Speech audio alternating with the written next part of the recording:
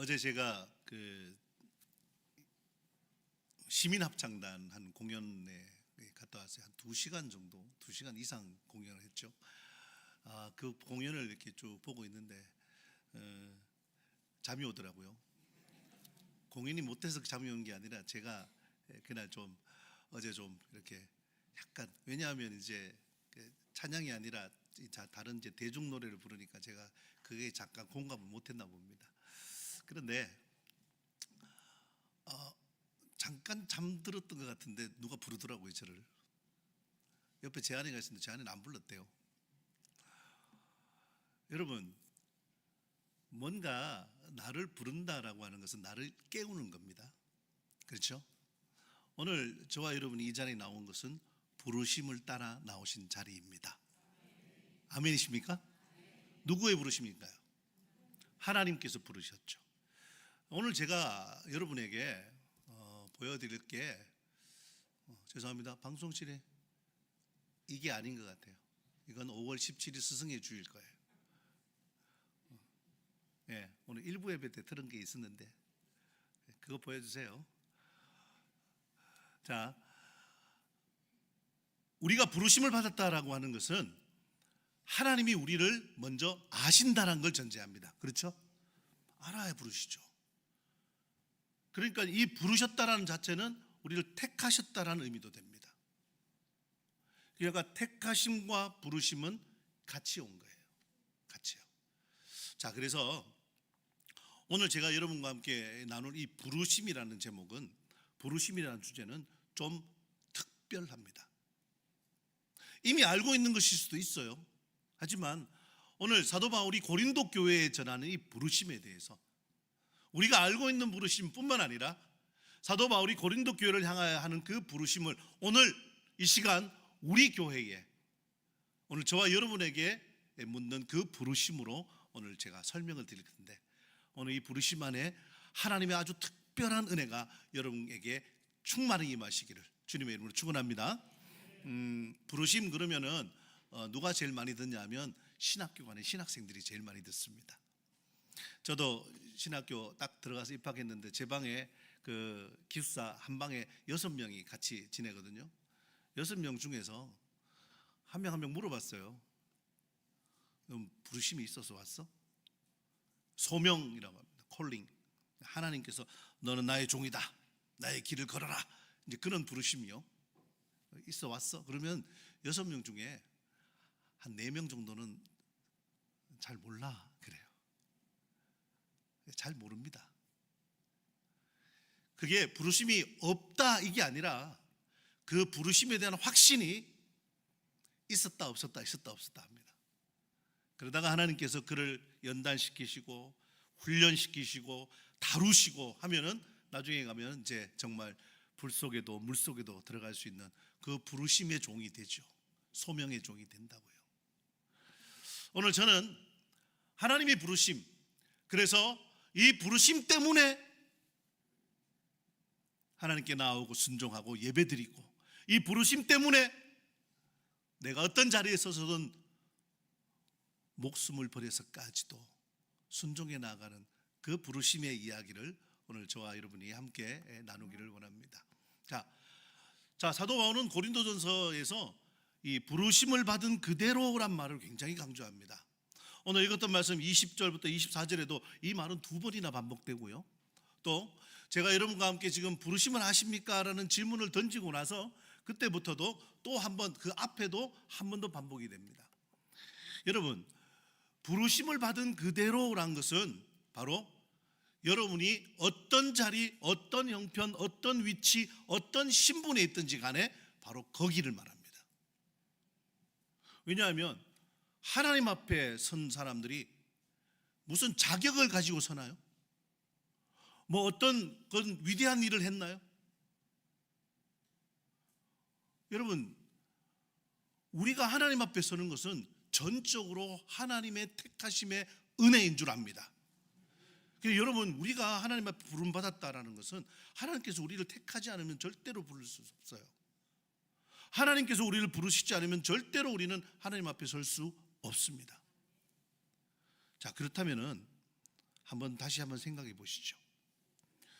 고린도서 7장 20절과 24절에서 너희는 하나님이 부르신 그 각각의 부르심을 받은 그대로 지내라 혹은 하나님과 함께 거하라 이렇게 됐는데 17절 바로 앞에 있는 17절 말씀에 보면 하나님께서 사람을 부르신 부르심 그대로 행하라라는 말도 나옵니다.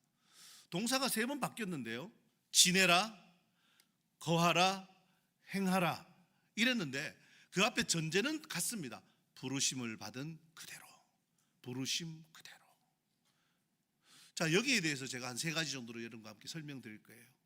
그런데 먼저 전제할 것은 이 말씀은 사도 바울이 2000년 전에 고린도 교회의 교인들에게 한 말입니다. 자, 그런데 바울이 이 말하면서 자기가 하는 이 말이 모든 교회에게도 이같이 말했다라고 말하죠. 바울이 말한 모든 교회는 바울이 전도하고 그리고 복음을 전한 그런 교회들을 말합니다. 자, 그렇다면 오늘 우리 교회는 여기에 포함이 됩니까? 포함되지 않습니까? 포함됩니다.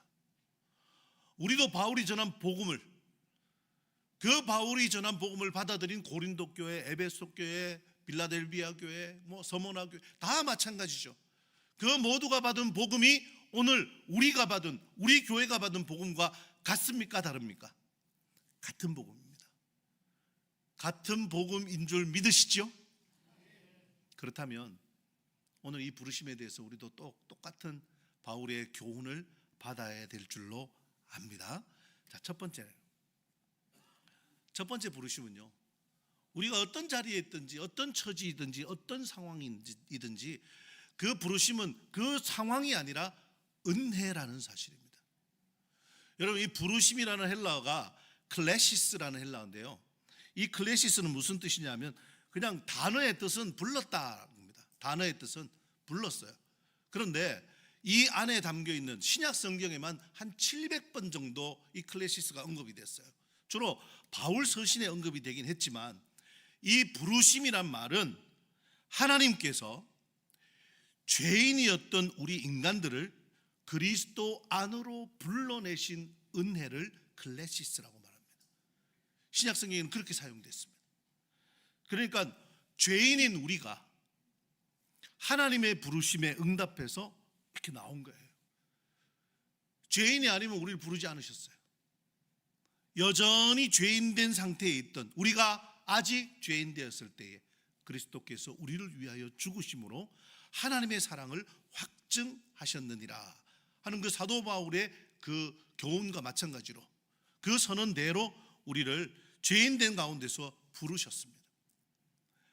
여러분, 우리가 부르신 이 부르심이 얼마나 존귀하고 아름다운가를 바울은 로마에 보내는 편지에 이렇게 썼습니다. 한번 로마서 8장 28절부터 30절 말씀 한번 같이 읽어볼까요? 시작. 우리가 알거니와 하나님을 사랑하는 자 곧 그의 뜻대로 부르심을 입은 자들에게는 모든 것이 합력하여 선을 이루느니라. 하나님이 미리 아신 자들을 또한 그 아들의 형상을 본받게 하기 위하여 미리 정하셨으니 이는 그로 많은 형제 중에서 맏아들이 되게 하려 하심이니라. 또 미리 정하신 그들을 또한 부르시고 부르신 그들을 또한 의롭다 하시고 의롭다 하신 그들을 또한 영화롭게 하셨느니라. 아멘. 우리가 잘 알고 있는 구절은 8장 28절입니다. 모든 것이 합력하여 선을 이룬다, 이 말씀. 그런데 이 말씀에서 전제하는 가장 중요한 핵심은 부르심입니다. 미리 택하시고 부르시고 의롭다 하시고 영화롭게 하셨습니다. 그러니까 여러분, 이게 단계를 거치는 것도 중요하지만 이 모두를 한꺼번에 딱 기억하는 게 훨씬 중요합니다. 먼저 택하시고 그리고 부르시고 의롭게 하시고 영화롭게 하셨어요. 왜겠어요? 왜 부르셨겠어요? 하나님과 함께하게 하시려고요. 오늘 지금 여러분은 하나님과 함께 예배를 드리고 있습니다. 왜냐하면 여러분이 부르심에 응답했기 때문입니다. 자, 이 부르심은 여러분이 어떤 상황에 있어서가 아니에요. 이 상황이라는 것은 뭐냐면 이때 당시 고린도 교회는 굉장히 혼란했습니다. 은사도 많았고 지식도 많았고 말도 많았고 갈등도 많았습니다. 오늘날 교회와 같은가요? 다른가요? 비슷하죠. 그렇죠? 우리 교회랑은 같은가요? 다른가요? 아니요. S 아니라고 고개를 저시는 분은 우리도 사실 똑같습니다. 은사 많죠. 우리도 사랑 많고 하지만 갈등도 많고 말도 많습니다. 그러니 여러분, 사도 바울이 고린도 교회를 향하여서 이 부르심에 대해서 이렇게 강력하게 이야기하는 것은 오늘 우리가 받을 만한 말씀이 분명합니다. 요 앞서 바울은 이 부르심에 대해서 전제할 때에 우리가 읽었던 말씀이 20절부터인데 그 앞에 17절, 18절, 19절 보시면 뭐에 대한 얘기가 나오냐 하면 할례에 대한 이야기가 나와요. 이건 민족적인 어떤 구분에 대해서인데요. 자, 할례를 받은 사람은 누구죠? 유대인이에요. 할례를 받지 않은 사람은요? 이방인이에요. 이게 고린도 교회는 굉장히 중요했습니다. 오늘날 우리 현대 교회, 우리 한국 교회에서 중요한 건 뭔가요? 세례 받았냐, 세례 안 받았냐, 이거 중요한가요? 부자냐, 가난하냐, 이거 중요한가요? 고린도 교회는요, 할례를 받았냐, 할례를 받지 않았냐, 이거 굉장히 중요했습니다. 할례를 받은 사람들은 이렇게 가슴을 펴고 다녔고요. 야, 나는 할례도 받았는데 복음도 받았어. 그런데 이방인들은요, 난 복음은 받았지만 할례는 못 받았는데, 이런 거예요. 바울은 거기에다가 분명히 이야기합니다. 할례가 무슨 소용이 있고 무할례가 무슨 소용이 있어. 복음을 받았는데. 여러분, 우리가 처한 처지가 형편 그게 아닙니다. 우리가 어떤 모습이든지 간에 하나님이 우리를 택하셨고 그리고 우리를 불러주셨습니다. 사실 이 첫 번째 부르심에 대한 이 전제에서 우리가 그걸 분명하게 은혜로 받아야 돼요. 그 은혜를 느끼지 못한다면 사실은 그 다음은 이어가기가 참 힘듭니다. 신앙생활이요, 이 하나님의 부르심에 대한 분명한 확신만 있다면 여러분, 우리 신앙 흔들리지 않습니다. 하나님이 나를 은혜로 불러주셨습니다 하는 그 고백이요. 잘 될 때는 막 이게 충만한 것 같은데 막 안 될 때는요, 건강할 때는 와, 내가 정말 부르심을 받은 정말 훌륭한 사람이다 생각되는데 아플 때는요, 하나님이 우리를 부르신 것은 이런 모든 상황, 그 상황 때문이 아니라는 거예요. 오직 하나님의 은혜인 줄로 믿으시기를 주님의 이름으로 축원합니다. 두 번째는요, 우리의 가치에 대한 이야기예요. 가치에 대한. 우리는 그리스도의 피로 값주고 사신 존재. 할렐루야.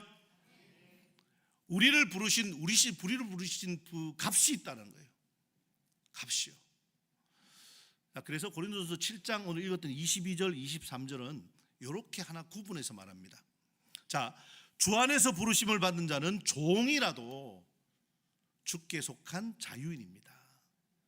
종이라도 자유인이요.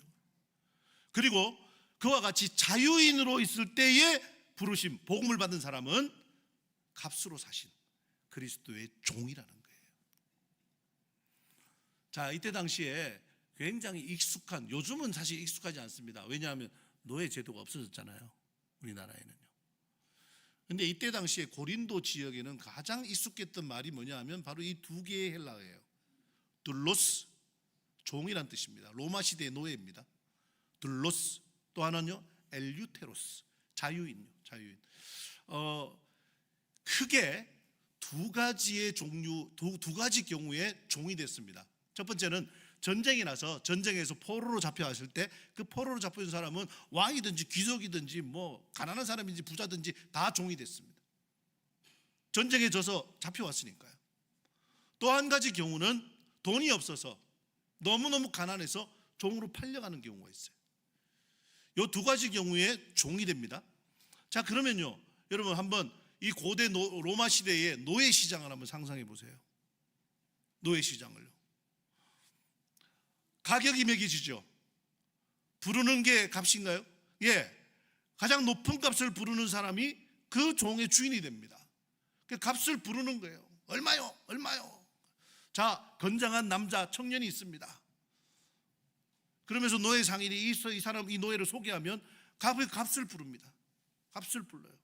그 부르는 값 중에서 가장 높은 값이 그 노예의 값입니다. 자, 이걸 생각하면서 그 노예 시장에서 부르는 그 노예의 값을 헬라어로 티메라고 합니다. 오늘 읽었던 말씀 7장 22절 23절에 이 세 가지 단어가 모두 등장하죠. 고린도 교회는 이 말씀을, 이 서신을 받고는 그들이 늘상 보는, 늘상 듣는 그 단어가 이 안에 포함되어 있는 것을 보고 바울이 말하는 복음이 무엇인가를 그들은 알았을 겁니다. 뭐죠? 종으로 있을 때 복음을 받은 자유인이고, 자유인으로 복음을 받았을 때 그는 그리스도의 종입니다. 그럼 무슨 말인가요?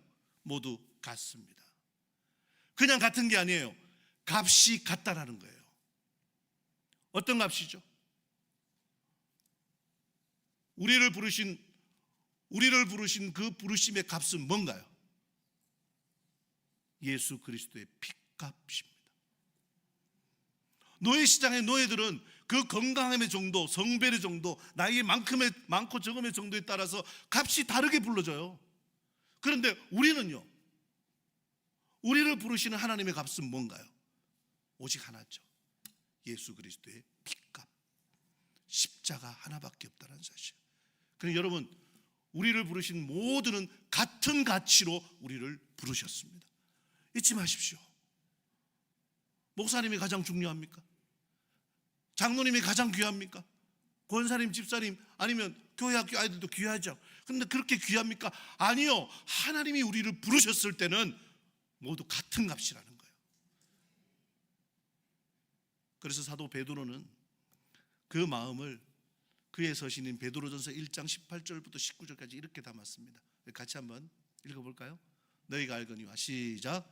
너희가 알거니와 너희 조상이 물려준 헛된 행실에서 대속함을 받은 것은 은이나 금같이 없어질 것 같은 그리스도의 보배로운 피로 된 것이니라. 아멘. 이 말씀 읽다가 찬양이 생각났어요. 생각난 찬양 없으세요?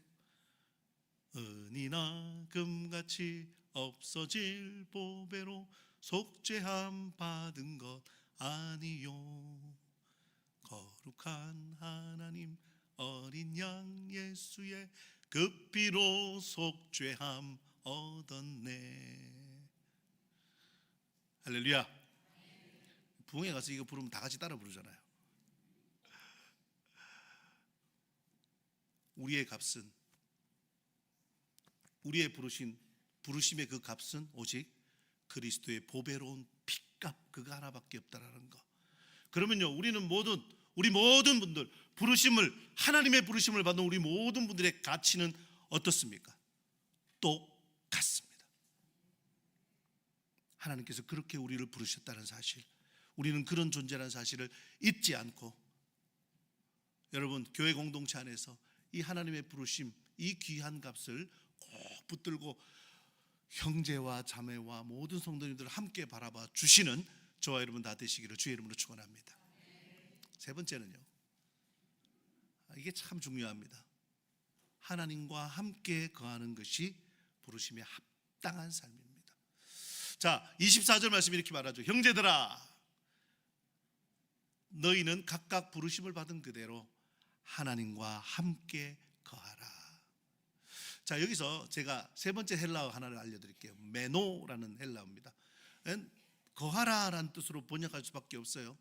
그런데 이 메노, 하나님과 함께 거하라라고 하는 이 바울의 이 말을 예수님께서 훨씬 더 정확하게 설명해 주셨어요.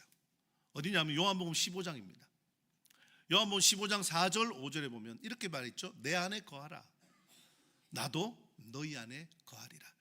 가지가 포도나무에 붙어 있지 아니하면 스스로 열매를 맺을 수 없음 같이 너희도 내 안에 있지 않으면 그러하다.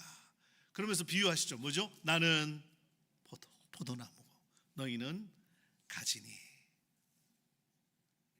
예, 이 얼마나 거하라는 말에 절묘한 비유입니까? 우리는 가지입니다. 우리 스스로 열매 맺을 수 없습니다. 우리 스스로 성장할 수 없습니다. 우리 스스로 자라날 수 없습니다. 어디에 붙어 있어야 돼요? 주님 앞에 딱 붙어 있어야 돼요. 그게 바로 거하라입니다. 제가 이 거하라는 말씀을 묵상하다가 지지난주에 어버이 주일날 우리 원로 목사님 설교하시는 가운데 룻기 이야기하는 거 들으셨죠? 룻기 스토리는 다 아시니까 제가 그 한 부분, 이 거하라는 말씀을 묵상하면서 그 룻기에 나오는 그 한 부분이 딱 떠올랐어요. 어떤 부분이냐면요, 자, 이제 나오미가 모압 땅으로 남편과 함께 건너가서 두 아들도 죽고 남편도 죽었어요. 두 아들이 결혼했는데 오르바라는 며느리하고 룻이라는 며느리, 두 며느리가 있었어요.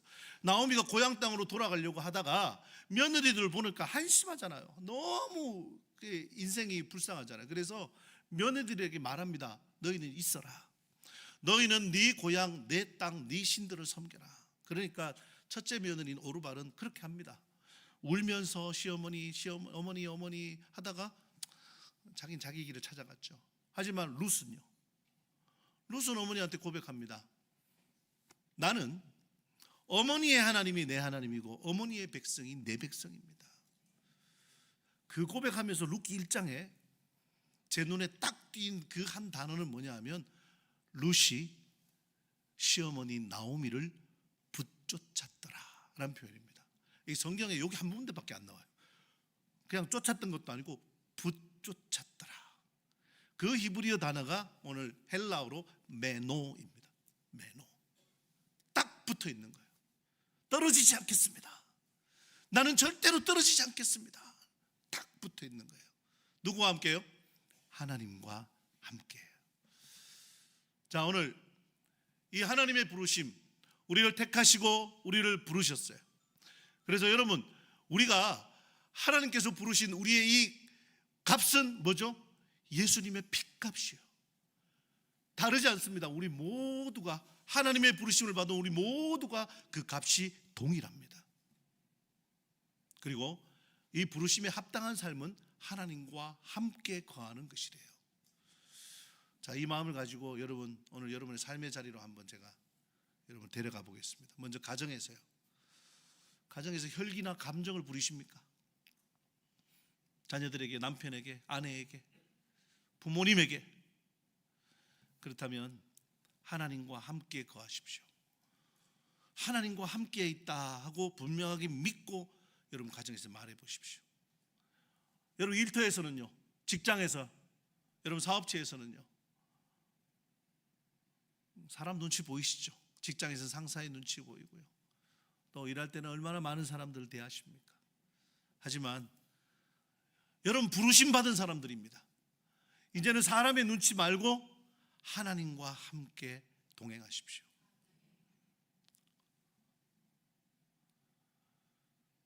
아픈 분들이 있죠. 질병 가운데 있는 그 너무 그 아픈 그 질병의 침상에서 여러분 하나님께서 여러분과 함께 아파하신다는 사실을 꼭 믿고 의지하십시오. 무엇보다도 누구보다도 하나님께서 여러분의 아픔을 잘 아십니다. 세월의 무게를 잘 견뎌내고 계신 우리 어르신들에게 말씀드립니다. 여러분이 지나오신 세월은 한탄의 세월이 아니라 하나님과 함께 한 세월인 줄로 믿습니다. 네, 지금 시간부터도 또 하나님께서 우리의 모든 수완을 아시잖아요. 그 하나님과 함께 아름답게 늙어가십시오. 그 모습을 신앙의 후배들이 바라볼 것이고 여러분의 자녀손들이 분명히 바라보고 따라갈 것입니다. 혹시 실패의 고배를 마신 분이 여기 계십니까? 여러분, 아직 풀리지 않는 억울함이 여러분 마음속에 남아 있습니까? 하나님께서 여러분을 부르셨습니다. 예수님의 핏값으로 여러분을 불러주셨습니다. 그러면요, 바로 그분 붙잡고 그 주님을 붙잡고 사셔야죠. 그래서 오늘 제가 여러분과 함께 이 부르심에 대해서 다도마 우리 고린도 교회를 향하여서 말한 이 부르심을 이렇게 세 가지로 정리를 했습니다. 여러분, 우리를 부르신 것은 은혜입니다. 조건, 자격, 처지 이게 아니라 은혜입니다. 그리고 우리는 예수님의 피로 값주고 산 존재예요. 모두가 다 똑같은 값이라는 거 아시겠죠? 그리고 그 부르심을 꼭 의지하고 하나님과 함께 거하는 것이 부르심이 합당한 삶입니다. 사도 바울은 로마에 다시 편지하면서 이 마음을 그대로 담아서 로마서 14장 8절에 바로 이 마음을 그의 표현으로 이렇게 표현했습니다.